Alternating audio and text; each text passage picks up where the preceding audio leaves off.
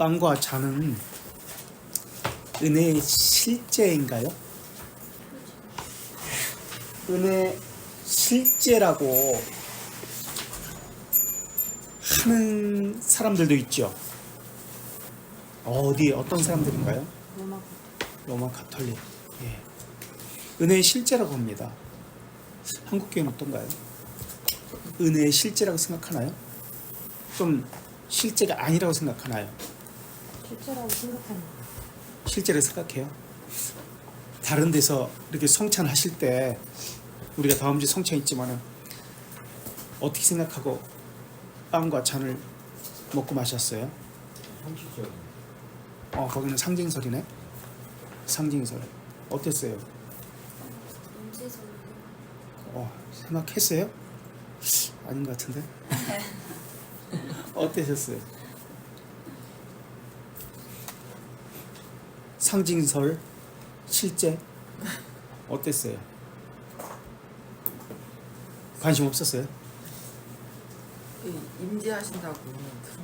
임재? 그건 또 우리 네? 올라가는 게 아니라 내려오신다는 거죠. 그렇지, 그 공제설이에요. 내려오는 거잖아요. 인성이.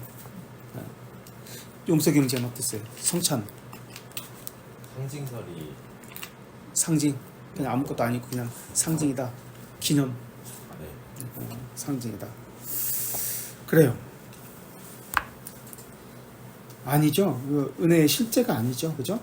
표징이 아니죠. 하나님의 호의에 대한 인. 근데 우리는 표징, 문자 이런 것에 가시적인 것에 물질적인 것에 41페이지 종속되죠. 근데 실제 본질에 우리가 관심을 가져야 되잖아요. 그것을 붙잡아야 되잖아요. 예수 그리스도와 함께 장사되었다는 말은 예를 들어 가지고 어떤 의미일까요? 예수 그리스도와 함께 장사되었다, 죽었다는 의미는 제 죽이기를 시작. 실제 필리핀이나 어떤 외국 같은 데에서는 이럴 사순절이나 사순절이죠. 실제 십자가에 못 박는 행사 같은 거 해외 토피나 이런 거 보면 나오잖아요. 실제 못 박는 거. 실제로 못 박습니다. 그런 뜻인가요? 죄 죽이기라는 개념이잖아요. 죄 죽이기를 지속적으로 한다는 의미잖아요. 이 표징된 것이거든요. 죄 죽이기 한다는 거. 성례는 예배의 가장 중심적 요소입니다. 그래서 성례는 분량이 기독교 강요에서 질문이 잘못됐다. 어떤 게 제일 분량이 많습니까? 성례. 예. 성례죠. 4권에 성례가 4권에 나오거든요. 기독교 강요 4권. 39%예요. 187항이에요. 성례가. 전체는 15%예요. 1권부터 4권까지. 그 정도로 중요해요. 참된 교회의 표징이에요. 성찬이 참된 교회의 표징 아니에요? 성례요. 바른 성례의 시행. 그럼 성례가 뭔지를 알아야 되겠죠. 그죠? 바른 성례를 시행하는 것이니까 성례가 뭔지를 알고 시행해야죠. 근데 바른 성례가 뭔지도 몰라요. 다시 말하면 거짓 신자, 거짓 교회라는 의미예요. 바른 성례가 뭔지 모르고 시행하고 있다면. 성례의 정의는 우리 연약한 믿음을 위해서 우리 안에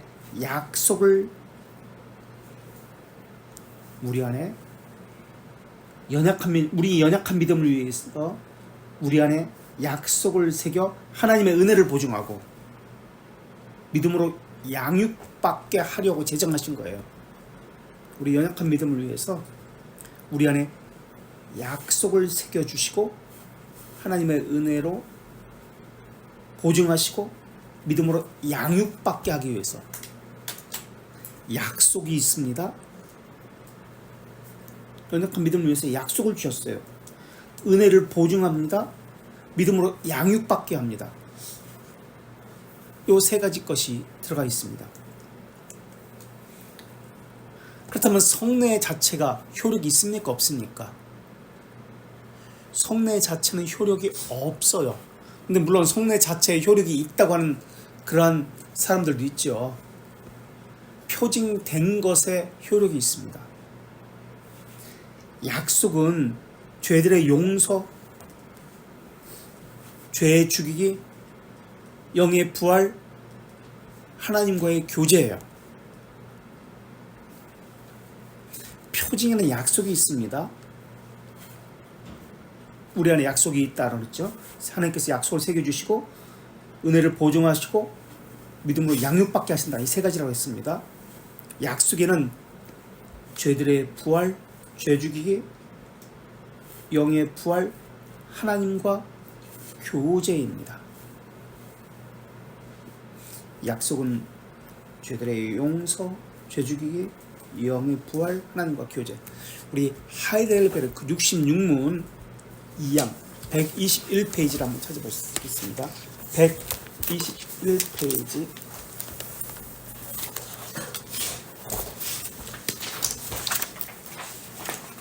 (66문) 성례는 무엇입니까? 라는 질문합니다. 성례는 다음과 같은 목적을 위해 하나님께서 정하시고 거룩하시고 가시적인 표징인 그리고 인이다. 표징이다라고 합니다. 가시적인. 그리고 밑줄 친 거 1항에 복음의 약속을 완전하게 선하고 인치십니다. 복음의 약속이 무엇인지 2항에서 이야기합니다. 다시 말하면 그분은 십자가상에서 성취한 그리스도의 희생제물로 인해서 죄의 사면이다. 죄의 사면, 죄들의 용서 무슨 차이죠? 하나님 측면. 하나님의 측면, 죄의 사면, 죄들의 용서는 우리 측면, 죄의 사면, 죄들의 용서를 지금 이야기하고 있습니다. 그리고 영생, 영의 부활을 무상으로 우리에게 베푸는 것입니다. 지금 이렇게 이야기하고 있습니다. 그래서 성례는 반드시 약속이 있습니다. 그렇기 때문에 그 약속을 찾아야 됩니다. 약속이 없다면, 그것을 찾지 못한다면 성례는 그냥 물질적이고 가시적인 아무 효력이 없는, 어떻게 생각하면 우상숭배와 같은 의미 외에는 없습니다. 그래서 성례의 구성은 두 가지 것으로 되어 있습니다. 가시적인 것과 내적인 약속. 성례의 구성은 외적인 표징과 그래서 언약의 말씀으로 구성되어 있습니다. 외적인 표징 또는 가시적인 것, 물질적인 것이죠. 그리고 언약의 말씀. 그래서 이 두 가지 것이 있어야 됩니다. 성례에는. 그래서 언약의 말씀을 통해서 이것이 어떤 의미인지를 풀어서 설명해야 합니다.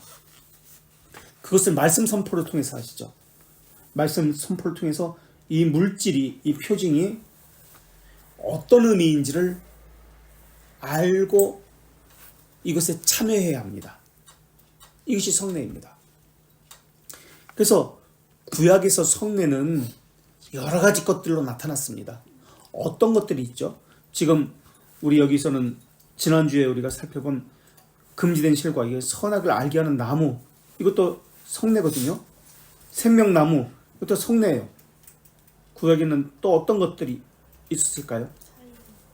할례. 또 성례는 어떤 것이, 어떤 표징이에요. 가시적인 물질적인 거. 그런데 여기에는 어떤 의미가 있습니다. 그러한 것들이 구약에 어떤 것들이 있을까요? 제사. 신약에서는 우리가 알고 있는 대로 두 가지, 세례와 성찬이죠. 구약에서는 또 어떤 것들이 있을까요? 어떤 의미를 가지고 있는 것, 어떤 가시적인 것을 통해서 노뱀, 예, 모세의 노뱀을, 또 무지개도 있죠. 무지개를 통해서 어떤 것을 의미하시죠. 또 여러 가지 것이 있어요. 이적이라든지 표적이라든지 등등, 뭐 규례라든지 등등 많은 것들이 있습니다. 자, 41페이지 밑에 불순종, 하나님께서 두 사람에게 아담과 하와에게 원했던 것은 순종이었습니다. 그러니까 선악을 알게 하는 나무, 그것이 말하고자 하는 것은, 표징은 선악을 알게 하는 나무예요. 나무 열매, 나무인데 그것이 말하고자 하는 것은 순종이었습니다. 이렇게 나옵니다. 그죠? 하나님의 말씀과 권위에 대한 순종. 사탄은 뱀에게 들어가 하와를 유혹했고 그녀는 금지된 실과를 먹었습니다. 그 실과는 하나님의 말씀을 잊어버리게 할 정도로 탐스럽게 보였습니다. 본질을 생각해야 됩니다. 어떤 행동이 중요한 게 아니라 그것이 어떤 의미를 가졌는지 그 행동에 대한 본질을 생각해야 돼요. 그런데 말씀 없이, 그 언약 없이 가시적 물체에만 관심을 가졌던 거죠. 아담과 하와는 표징에만 관심을 가졌습니다. 그렇죠? 표징. 그래서 이것을 먹으면 어떻게 될 것이다, 무슨 효과가 있을 것이다 라고 생각했던 거예요. 근데 그렇지 않았죠. 하나님의 말씀을 등한히 여겼습니다. 하와는 그 남편에게 실과를 건네주어 먹게 여겼습니다. 그것을 행하면 무슨 효과가 있다. 예배는 어떤가요, 우리? 주일 예배를 지키면 효과가 있다. 예배 참석 안 하면은 뭔가 저주가 있고 효과가 없다. 오늘 이렇게도 생각하잖아요. 그죠? 예배에 무슨 효과, 능력이 있다라고. 예배 참석하는 게 효과, 능력이 없어요. 그 의미가 무엇인지 알아야지. 거기서 언약을 발견해야 되는데 그 언약은 발견하지 않아요. 예배가 순서마다 어떤 의미가 있는지 알지도 못하고 그냥 참여해요. 아니요. 그렇지 않아요. 결국 최초의 인류의 두 사람은 본인의 상태를 잃어버렸습니다. 본인의 상태. 이걸 다른 말로? 원의의 상실, 원의의 결핍이죠. 본인의 상태. 원의가 있었어요. 원의. 그것을 따먹었기 때문에 저주를 받은 거예요? 아닙니다. 나무 자체는 어떤 능력이나 효력이 없어요. 그걸 먹든지 말든지 전혀 상관이 없어요. 능력이 없어요. 하나님의 말씀에 불순종한 것에 문제가 있었던 거예요. 그래서 저주를 받은 거예요. 그래서 타락하고 말았습니다. 하나님을 불신하고 말았습니다. 타락했고, 타락은 관계가 깨어진 것이죠. 부패했고 기능이 상실된 것이죠. 극단적 이기심이라고 그러죠. 극단적 이기심, 자기만 알아요. 자기중심적으로 바뀌어요. 타락은 관계를 이야기합니다. 지위, 신분을 이야기하죠. 자녀됨, 신분, 관계. 그것을 거룩이라고 또 이야기하죠. 그래서 거룩이 하나님과 교제하는, 하나님을 붙드는 끈임이라고 이야기합니다. 거룩. 하나님이 거룩하니 너희도 거룩하라. 하나님의 형상으로 사람이 창조됐을 때 거룩과 의로움으로, 바른 지지간에서의 거룩과 의로움으로 창조되었잖아요. 그래서 거룩은 하나님과의 관계, 타락으로 거룩이 부패, 깨어졌죠. 거룩함을 추구하지 않죠. 그리고 부패는 영의 기능의 상실, 이런 상태를 이야기하죠. 자, 불신하고 말았습니다. 그 순간 인류 최후의 최악의 순간이었습니다. 그렇다면 불신이라고 했습니다. 믿을 수가 없어요. 절대 그 언약의 말씀을 믿지를 못해요. 그렇다면 하나님께서는 선택된 자에게 어떤 것을 주실까요? 돌트레이트 1장 12항 찾아보실래요? 돌트레이트 1장 12항.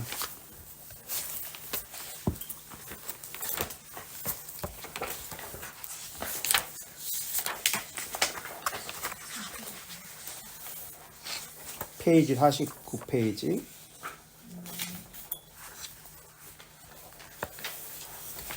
일장 12안에 49페이지입니다.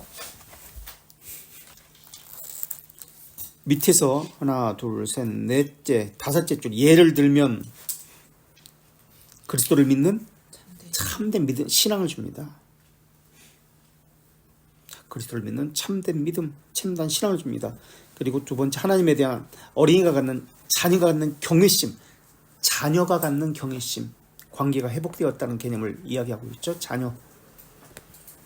죄에 대한 경건한 슬픔, 의에 대해 목마름, 이것만 준다는 뜻이 아니라 요런 것들을 예로 든 거죠. 믿어지는 거예요. 타락에는 불신이었는데 하나님께 주시는 택자에게는 믿음을 주십니다. 참된 신앙을 주십니다. 하나님 말씀에 대한 무관심은 불순종에 이르게 있고, 책으로 와서 42페이지, 불순종은 결국 하나님을 신뢰하지 못하는 불신앙으로 치우치게 말았습니다. 하나님의 말씀에 대한 무관심, 이것은 또 하나님의 형상에 대한 무관심, 바른 지식에 대한 무관심, 순종에 대한 무관심으로 나타나죠. 하나님의 권위에 대한 무관심. 그래서 영적 죽음, 그 다음 달라, 이거는 2권 1장 5항입니다. 영적 죽음, 하나님과의 교제의 단절을 이야기합니다. 거룩이 없는 것, 무지한 것, 부패성, 이기성을 갖는 것, 자기만을 위해서 삽니다. 영적 기능의 죽음.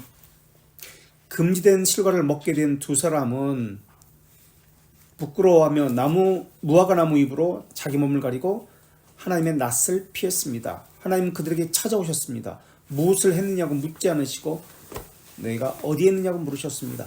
악행을 추구한 것이 아니라 그들이 누구인지 물으셨습니다. 그러니까 순종하지 않는 너희는 누구냐 물으신 거죠. 불순종이 죄의 특징입니다. 그들은 핑계를 댑니다. 죄의 특징, 불순종. 두 번째, 핑계, 변명. 하나님께 책임을 돌렸습니다. 마침내 두 사람은 에덴 동산에서 추방당했습니다. 이것이 영적 죽음입니다. 타락과 부패란 말이죠. 영적 죽음. 하나님과의 관계가 끊어졌습니다. 타락이란 말이죠. 관계 회복은 뭐죠?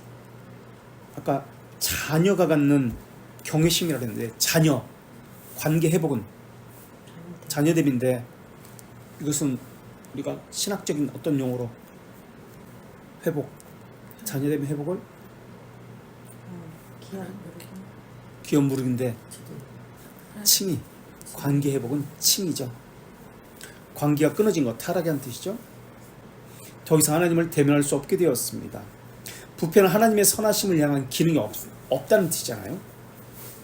하나님의 영적 선을 향한 기능이 없어요. 하나님과의 교제가 상실되었습니다. 태에서부터 선천적 부패라고 하죠. 선천적 부패 또는 자연적 부패라고 하죠. 본질적인 부패가 아닙니다. 그럼 창조시부터 부패됐다는 뜻이에요. 유전적 부패라고 이야기하죠, 지금 이것은. 근데 펠라기우스는 이것을 부정하죠. 펠라기우스는 이것을 부정하면서 원죄를 부정하죠. 뭐라고 얘기하죠? 그럼 죄를 짓는 것에 대해서 펠라기우스는 모방이라고 이야기하죠. 죄를 범할 수도 있고 범하지 않을 수도 있는 상태에서 타락한 상태가 되고 말았습니다. 이 말의 의미는 죄를 범할 수도 있고 범하지 않을 수도 있다는 말의 의미는 자유의지란 말입니다. 자유의지. 하나님의 말씀보다 자신의 판단을 더 중요하게 여겼기 때문에 그들은 영적 죽음을 맞이했습니다. 자기 판단을 더 중요하다고 얘기해요. 하나님의 말씀에 관심 없어요. 자기 생각이 더 옳아요. 자기중심적이 되었으니까. 극단적 이기심이니까 자기 생각, 자기 감정, 자기 판단이 더 옳다라고 여깁니다. 성경에서 무엇을 말하고 있는지를 찾아보지 않아요. 그래서 자주 말씀드리잖아요. 가식인 것에 관심이 있어. 이 사람들은 표징에만 관심이. 교회 사람이 많은 거 보니까 좋은 교회다. 프로그램이 많은가 보니까, 교회당이 크고 멋있는 거 보니까 그 안에 담긴 언약과 그 표징된 것은 관심이 없고 가식인 것만 가지고 이야기해요. 그리고 극단적 이기심을 가지고 자기 감정에 오늘 은혜 받았어 라는 것도 자기 감정을 만져줬으면 울었거나 웃겼거나 했으면 은혜 받았다고 생각해요. 자기 판단을 더 중요시 여깁니다. 영의 기능이 상실된 거죠. 나를 향해서만, 자기를 향해서만 모든 영의 기능이 움직입니다. 오염.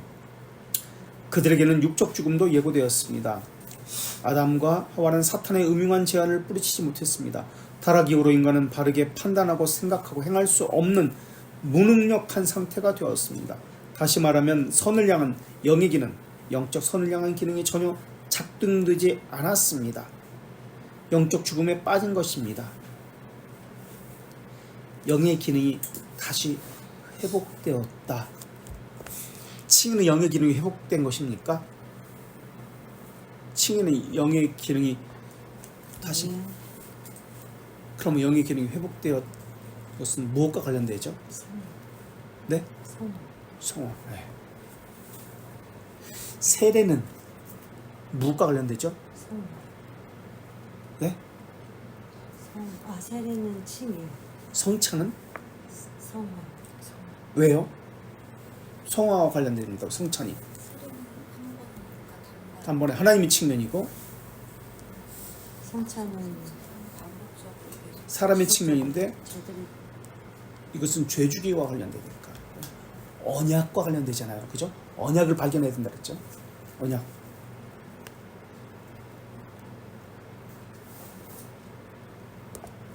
영적으로 죽은 사람은 하나님과 교제할 수 없고 전적 타락, 전적 무능력, 전적 부패, 하나님의 선하심을 소망하기보다 극단적 이기심으로 가득 차서 살아갑니다. 이기적 욕망을 이루기 위해서 영의 기능들은 여전히 활동하지만 영적 선을 향한 기능이 아니에요. 자기를 향한, 구원을 향한 또는 그분의 선하심을 향한 활동은 전혀 할 수 없게 되었습니다. 그래서 범죄는 선천적 이기심에서 나옵니다. 자기 안에 있는 선천적 또는 자연적 이기심에서 나옵니다. 거룩은 그럼 어디서 나올까요? 성화는 자기 안에 있는 선천적 이기심에서 나옵니다. 범죄는, 거룩은 자기 안에서 나오는 것인가요? 거룩은 외부로부터 주어지는 것이죠. 초자연적 은혜에서 나옵니다. 초자연적 은혜에서 나오는 것이 거룩, 성화입니다. 우리 웨스트민스터 신앙법에서 9장 3항 170페이지 보실래요?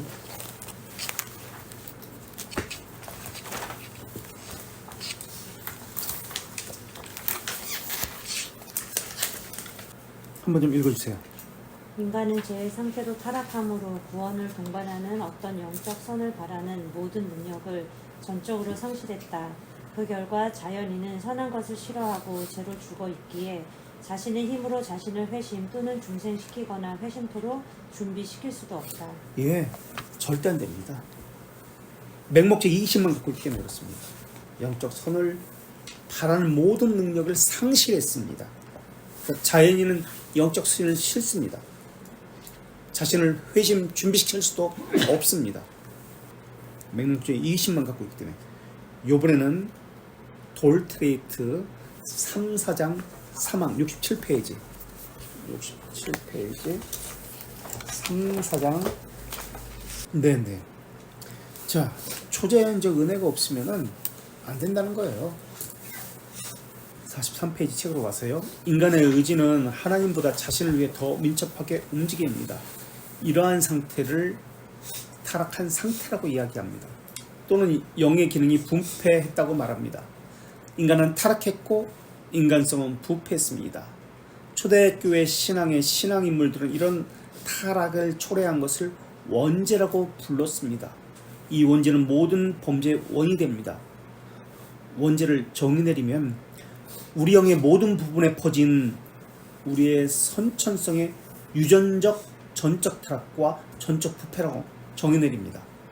우리 영의 모든 부분에 퍼진 우리의 선천성의 유전적 전적 타락과 전적 부패, 이게 원죄의 정의입니다. 우리 영의 모든 부분에 퍼진 우리의 선천성의 유전적 전적 타락과 전적 부패, 이 원죄는 서방교회 용어입니다. 동방교회에서는 뭐라고 이야기하죠? 조상들의 죄. 어거스틴은 이것을 현세욕이라고 합니다. 현세욕. 그래서 현세욕, 조상들의 죄, 원죄. 멜랑이토는 현세욕, 어거스틴은 멜랑이토는 선천적 경향이라고 이야기합니다. 멜라니톤 아시죠? 선천적 경향, 루터와 같이 활동했던 멜라니톤은 선천적 경향. 그래서 전인은 현세욕으로 가득 찼다라고 이야기합니다. 전인은 현세욕으로, 어거스틴이 현세욕을 말했는데 전인은 현세욕으로 가득 찼다. 불경건은 세속의 물dum이죠. 그래서 오성과 심정도 맹목적이 됩니다. 믿음은 말씀에서 난다고 했잖아요. 말씀을 들음으로 난다고 했습니다. 듣는 것은 난다고 했습니다. 그렇다면 이들은 듣는 게 싫어요. 말씀을 듣는 게 싫어요. 믿음이 나기 때문에 싫습니다. 그래서 변명하고 핑계댑니다. 어렵다, 지겹다, 힘들다, 시간이 길다, 가식인 것에만 집중합니다. 교회에서도 인간적 냄새가 폴폴 나는 거죠. 그래서 죄성과 싸우는 것을 지키면은 그 사람이 누군지 드러납니다. 죄성이 그 안에 있으니까 죄를 사랑합니다. 믿음은 죄를 이기게 하는데 싫은 거예요. 그래서 이것을 희구의 비정상이라고도 이야기합니다. 희구의 비정상. 어거스틴의 이야기죠. 자, 그래서 원죄는 모든 범죄, 선천적 경향은, 현세욕은, 극단적 이기심은 모든 범죄의 원인이 됩니다. 성경에서 죄라는 말은 단수로 사용될 때는 원죄를 지칭합니다. 또는 죄성, 부패성, 현세욕, 조상의 죄, 이렇게도 말할 수 있죠. 원죄라는 말은 죄성, 부패성, 현세욕, 조상의 죄를 지칭하고, 복수로 사용할 때는 그것의 열매, 죄로 말미암는 범죄들을 의미합니다. 죄들이라고 할 때 열매들, 어떤 경우에 육체의 일이라고도 부릅니다. 예를 들어서 죄가 너희를 주장하지 못하리니 라고 할 때 이 죄는 단수이기 때문에 죄성 또는 원죄, 부패성, 현세욕을 말합니다. 죄의 저주 아래 있다 라고 할 때도 죄를 지을 수밖에 없다, 원죄를 이야기합니다. 만일 우리가 우리 죄를 자백하면 그는 미쁘시고 의로우사 우리 죄를 사하시고 우리를 모든 불의에서 깨끗하게 하실 거에서, 죄는 복수이기 때문에, 여기서 우리말은 지금 복수단수 이런 개념이 없이 그냥 썼죠. 원죄로 말미암아 범하는 죄들을 이야기합니다. 그래서 원죄는 마음과 심정은 의지죠. 포괄해서 사로잡았습니다. 전인은 죄를 찌들었습니다. 그것으로부터 나오는 것은 죄 외에는 없습니다. 맹목적으로 죄를 짓는 거예요. 그래서 아무리 선한 일을 한다 할지라도 믿지 않는 이들이, 죄들의 용서함을 받지 못한 이들이 행하는 선은 죄의 오염이, 죄의 부패로부터 나오는 오염이 나올 수밖에 없어요. 그래서 하나님에게 받아들여 줄 수가 없어요. 사람들은 뭐 국가를 위해서, 세상 사람들을 위해서 수많은 선한 일을 했다라고 하지만 하나님 편에서는 그것은 악이에요. 악한 일이에요. 죄의 오염이 묻어있기 때문에 죄들의 용서가 전제가 돼야 돼요. 교회에 들어오는 것도 마찬가지예요. 죄들의 용서가 전제되지 않는 예배, 성찬, 다 죄를 먹고 마시는 거예요. 그렇다면 어떻게 죄를 범할까요? 원죄로 인해서 범하는 죄들은 다양합니다. 성경은 육체의 일, 분명하니 곧 음행, 더러운 것, 호색과 같다고 했습니다. 육체의 일은 이기적 사랑의 형태를 말합니다. 극단적 이기성, 십자가를 지는 삶이 싫다는 거예요. 자기가 정하는 거예요. 거기까지만, 내가 허용할 수 있는 범위까지만. 하나님을 인정하면 자기 것이라 여기지 않습니다. 그냥 자기 것이라 여기죠. 원죄는 죄성, 부패성, 타락 또는 이기심으로 이해하는 것이 좋습니다. 원죄는 영의 기능들을 부추겨서 죄들을 짓게 만듭니다. 경건한 사람은 죄들과 싸우기보다 죄성과 싸워야 합니다. 먼저 부패한 영의 기능과 싸워야 합니다. 타락한 의지와 싸운다는 것이죠. 에고, 자기중심적, 극단적 이기심과 싸운다는 것이에요. 먼저 그것과 싸워야 된다는 거예요. 중생한 의지라고 해도 자기를 향하고자 하는 죄의 잔재가 남아있기 때문에 자기를 먼저 챙기려고 하는 극단적 이기심이 남아있기 때문에 이것과 싸워야 합니다. 이게 죄죽이에요. 죄 죽이기, 죄들의 죽이기가 아니죠. 죄 죽이기. 물론 죄들도 포함되고 있습니다만 먼저는 죄 죽이기. 정쟁터에서 적장을 무너뜨리며 승리하는 것처럼 말입니다. 죄 죽이기를 해야 된다. 부패성. 어떻게 해서 우리가 죄의 종이 되고 죄들을 짓게 되는지 자세히 설명하겠습니다. 인간이 타락했다는 것은 인간성이 부패했다는 말입니다. 부패한 인간성이란 곧 영의 기능들이 부패했다는 말입니다. 부패한 영의 기능으로는 하나님의 선하심을 향할 수 없습니다. 이 일에서는 전적으로 무능합니다. 아까 돌테드 사망 전적 무능력을 찾아봤죠. 여전히 지능이 있어 공부할 수도 있습니다. 일반적 은총을 이야기해요. 일반적 은사, 운동신경도 있고 그 다음 달 하지만 생각하고 판단하고 선택하고 행하는 모든 것이 모두 이적 방향으로만 향하게 되어 있습니다. 이기성이 확대되는 거예요. 원을 중심으로 점점 넓혀가는 거예요. 그래서 자기를 중심으로 우리 교회, 우리 가족, 확대된 자기 사랑이죠. 국가 사랑도 마찬가지예요. 교회 사랑도 마찬가지예요. 교회를 사랑해 너무. 근데 극단적 이기성이 확대된 교회 사랑입니다. 겉으로 볼 때는 잘 몰라요. 그러나 그 중심에는 자기가 있어가지고 국가를 사랑할 수 있습니다. 민족도 마찬가지예요. 그래서 겉으로 믿는 사람이 바이올린 켜는 것하고 믿지 않는 사람이 바이올린 켜는 것하고 겉으로 볼 때는 바이올린 켜는 것 똑같습니다만 그건 엄청난 차이예요. 그 중심에 무엇이 있느냐에 따라서. 국가 사랑도 마찬가지예요. 하나님의 선하심이 무엇인지 그들은 관심을 가지지 않습니다. 하나님이 자신의 삶에 개입하는 것을 원하지 않습니다. 그분의 개입을 간섭으로 여깁니다. 그러니까 불법을 저지르는 거예요. 극단적 이익입니까? 하나님의 법에 관심이 없어요. 하나님의 선하심이 무엇인지 관심이 없으니까. 그래서 어떻게 합니까? 아파트 전체에 자기 교회 집어넣고 자기 교회로 다 끌고 가려고 그래요. 교회도 자기 교회 집어넣는 거예요. 그래서 극단적 이익심이에요. 그래서 버스 돌리는 거예요. 자기 교회로 다 끌고 가려고. 그래서 선하심에 대해서는 관심이 없어요. 법에 대해서는 관심이 없어요.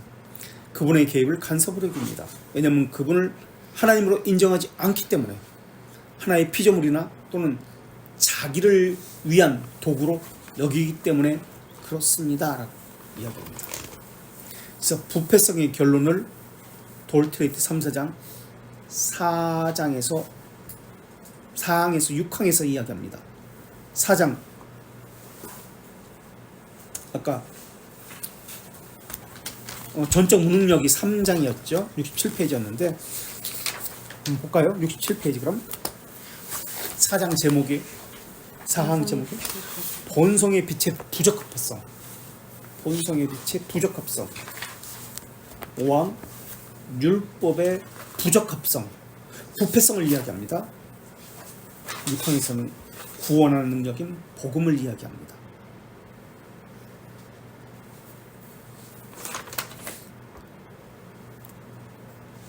요번에는 신앙고백서 1장 6항 가볼까요? 151페이지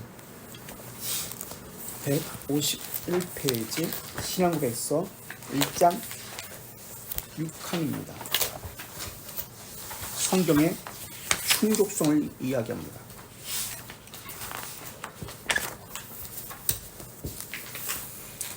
(1장 6항 4항) 한번 볼까요? 밑줄 친 거. 또 본성에 비고 항상 중수되어야 하는 하나님의 말씀 일반적 규칙에 따른 기독교인의 신중함으로 명하여 만든 하나님께 드린 예배, 교회 정치, 인간의 활동과 단체들이 있다는 것도 일반적으로 인정한다. 그러나 사망에서 6항 3절에서 그렇지만 바로 위에 우리는 말씀에 계시되는 것과 같은 것이 구원을 이해하는데 필연적인 것임을 인정한다. 말씀을 통해서만 구원의 활동을 하십니다. 말씀을 통해서만이 아니지. 그렇게 하면 잘못된 말이라고 그랬죠. 어떤 단어를 쓰죠? 말씀을 통해서가 아니라 말씀과 함께라고 쓰죠. 말씀을 통해서와 말씀과 함께의 차이는? 통해서는 말씀을 나누고. 그렇죠. 예. 자, 그 다음 책 44페이지로 와서요. 영의 기능. 이건 기독교 강론 2권 2장 12항부터 17항을 이야기합니다. 2권 2장 12항부터 17항. 2권 2장의 하반부죠. 이 거듭남이 2권 3장이고요. 그 옆에 있는 거. 지금 2권 2장의 하반부를 이야기합니다. 아까는 2권 2장의 전반부를 이야기했고 부패성은 이제 영의 기능을 이야기합니다. 중요한 부분인데 욥기에서 하나님께서 욥에게 질문합니다. 욥기 38장 36절 한번 누가 어떤 분이 읽어주시겠어요? 38장 36절 38장 36절 한 번만 읽어주세요. 38장 36절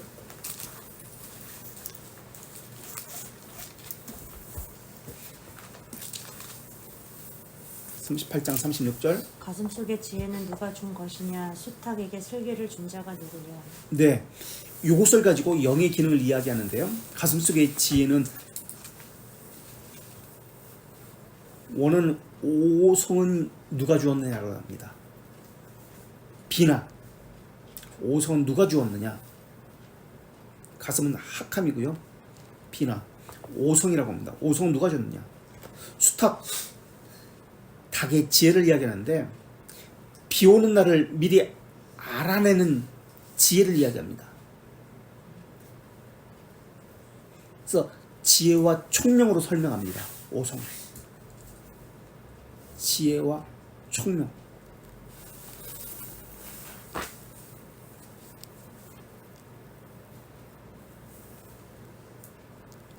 자, 영의 기능 중 대표적인 것이 두 가지입니다.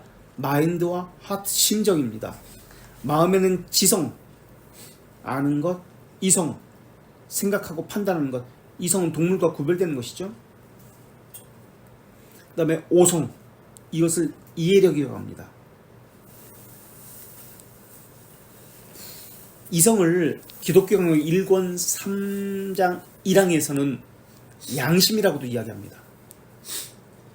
양심이라고도 표현하는데, 왜냐하면 하나님의 신성에 대한 인식을 하는 기능이기 때문에 양심이라고도 이야기합니다. 이성을, 칼빈은. 그래서 마음에는, 마인드에는 아는 것이 있고 생각하고 판단하는 이성이 있고 또는 양심이라고 했습니다. 또는 이해력, 오성이 있습니다. 심정에는, 하트에는 마음의 기능과 함께 의지, 선택하는 것, 그리고 감정이 느끼는 것이 있습니다.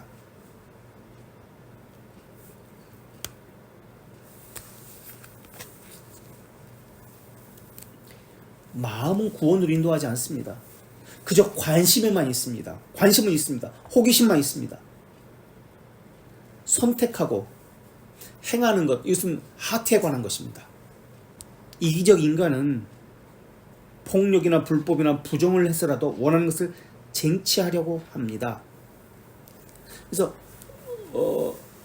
자기가 원하는 대로 하지 않으면, 되지 않으면 자기를 정당화해서 자기를 합법화합니다. 자기에게는 관용적입니다. 타인에게는 신랄하게 비판합니다. 자기를 변명하고 자기를 보호하기 위해서. 그래서 교리는 두 가지로 구성되어 있는데요. 마인드 하트인데 하나님에 대한 지식, 지성, 이성, 오성과 또 믿음과 관련된 삶은 순종과 관련되어 있습니다. 의지와 관련되어 있습니다. 순종은 의지와 관련되어 있습니다. 하트와 관련되어 있습니다. 자, 이성이 하는 것은 하나님에 대해서 알게 합니다. 부성애를 알게 합니다. 영적 통찰력을 가지게 합니다. 이성이 하는 것. 하나님에 대해서 알게 합니다. 부성애를 알게 합니다. 영적 통찰력을 가지게 합니다. 영적 통찰력을 주신 이유는 핑계하지 못하도록 하기 위해서입니다. 첫째, 핑계하지 못하도록 하기 위해서입니다. 둘째, 복음을 듣지 못했어도 양심이 있기에 바른 것을 행하도록 하기 위해서 그렇습니다. 무지의 망토 아래 자기를 숨겨서 나 몰랐어요 하지 못하도록 하기 위해서, 핑계치 못하도록 하기 위해서. 그래서 하나님의 신성에 대해서 어느 정도 맛보게 하신 거예요. 이것을 자연법 또는 양심이라고 이야기합니다. 또는 이성이라고도 이야기하고요. 그래서 하나님은 우리에게 두 가지 것을 알리십니다. 하나님은 영원하시고 자존하신 영이라는 것, 영과 영원, 자존하신 영이라는 것과 영원이라는 것을 우리에게 알리시고요. 우리를 향한 어떤 분이심을 또 알리십니다. 우리를 향해서 어떤 분이. 그래서 우리가 물을 때 하나님 누구시냐라고 물어서는 안 된다고 그랬죠. 우리가 관계하시는 그분은 내게 계시된 하나님은 어떤 분이냐. 근데 이성은 그런 것에 관심이 없어요. 인식만 합니다. 이성은 그런 데 관심이 없어요. 그리고 하나님이 계시면 그럴 수 없다 라고만 합니다. 따지기만 합니다. 주는 그리스도시요 하나님의 아들이신이다 라는 베드로의 고백을 알게 하시는 이는 베드로가 아니라 하늘에 계신 아버지다 라고 그렇게 말씀하고 있습니다. 이성은 항상 하나님에서 깨달을 수 없는데 깨달을 수 있을 때, 알게 될 때 어떻게 알 수 있느냐? 성령 하나님의 조명을, 하나님의 영으로 조명을 받아야만 알게 됩니다.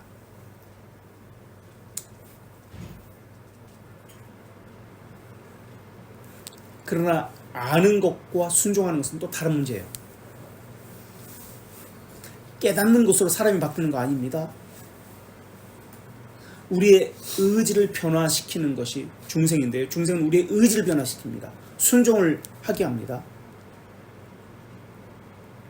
그래서 중생은